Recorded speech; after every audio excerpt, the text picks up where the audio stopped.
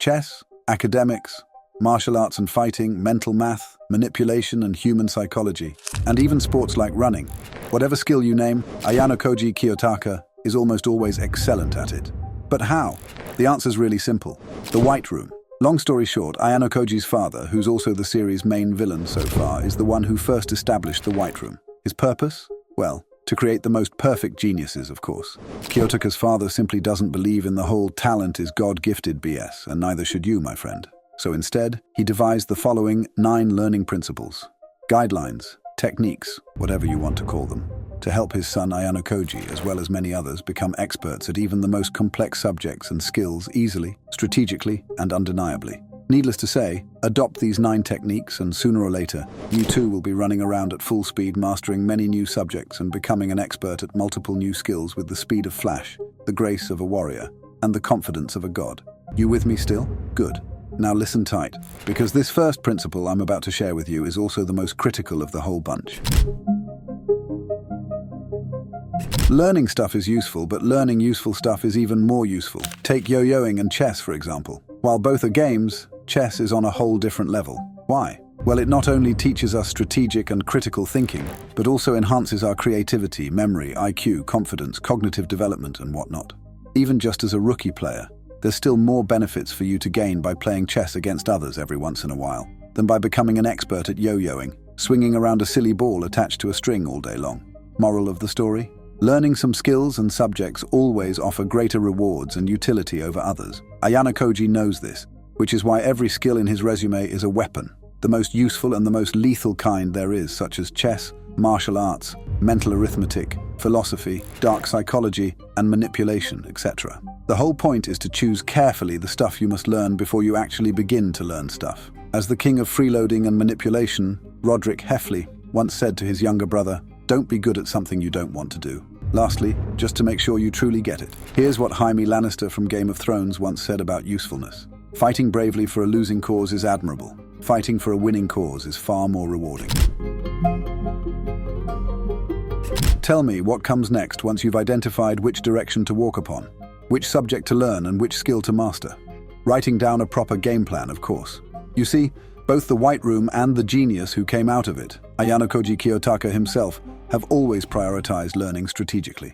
The goal has always been to learn and cover the most critical amount of syllabus and skills within proper deadlines. I know. Strategizing, future mapping, and critical thinking. All these words sound rather intimidating and boring, no? But in fact, it's all quite easy, simple, and even a little fun, actually. Just fire up a laptop, open a Google or Word document, and write down whatever title comes to mind. For instance, if your goal is to become an expert chess player, then the title, Operation Checkmate, hits the sweet spot, no? Anyways, up next, break down this goal of learning chess into as many mini-steps as you possibly can. Remember that. 3 meals a day, 1 bite at a time, such simplicity, I dare say, helps one chew a mountain in due time. That said, your first step will be to download some well-rated chess apps. Next, read a quick article or 2 regarding the rules and stuff. You know, like how to move individual chess pieces correctly, as well as how to checkmate your opponent and win the game. Finally, play either against the computer or online players 3 times in a row to get an honest hang of things. That's it. Operation Checkmates. Phase 1 is history now. For Phase 2, which concerns becoming a true expert at chess, you can read a relevant book such as Logical Chess, Move by Move. Add in a sweet 30-day challenge's worth of consistency, and voila, by the end of the month, you're a top 1% chess player. You see, that's all there is to strategizing, buddy. There's nothing scary, right?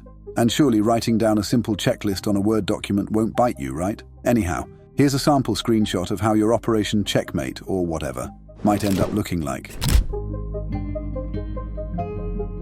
In an era of distractions, he who fails to minimize them and maximize his gains is destined for madness. The lesser the amount of distractions in your study environment, the greater the amount of progress you accomplish every single day, and the more hope there is of truly mastering whatever skill or subject you're currently obsessed with. I won't be diving too deep into the subject, but hey, guess what?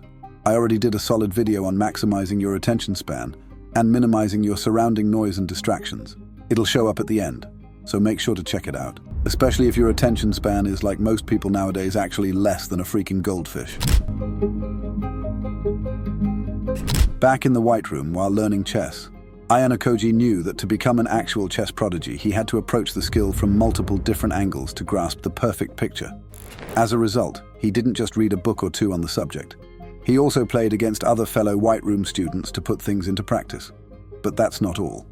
Koji would regularly ask his superior instructors, as well as elite chess players online, for advice. He'd also enter chess tournaments for motivation and to test his current level against geeks from across the globe. What's more, he surely devoured more than just a single Udemy course or two on advanced chess strategies. Lastly, every now and then, he'd read the latest tips and tricks on the most popular chess blogs like Chessdom, The Week in Chess, and Chessbase, etc. So remember, don't be loyal to just one learning resource. There are plenty of different colored resources out there in the water, my friend. Shuffle and cheat around a little every now and then, because the more resources you combine, and the more creatively you mix them together, the greater understanding you'll achieve and the more of an expert you'll become one day. Dreams without a proper routine are like a vehicle without proper fuel. The car isn't going anywhere, and neither are your goals and dreams. Time blocking is therefore an extremely critical skill. It allows you to divide your time consciously and effectively for the many different activities throughout the day, prioritizing the critical ones over the less important ones. Hungry for a more fleshy explanation on how time blocking works? And curious to know what special routine Ayanokoji follows on a daily basis? Well, I made an outstanding video on that not long ago. Link at the very end for that as well, my friend. If your goal was to hunt 10 lions from Africa, 10 polar bears from Europe, and 10 snakes from the Amazon rainforest, how would you approach this situation? Would you first hunt a lion in one location, then a bear in another, and finally a snake?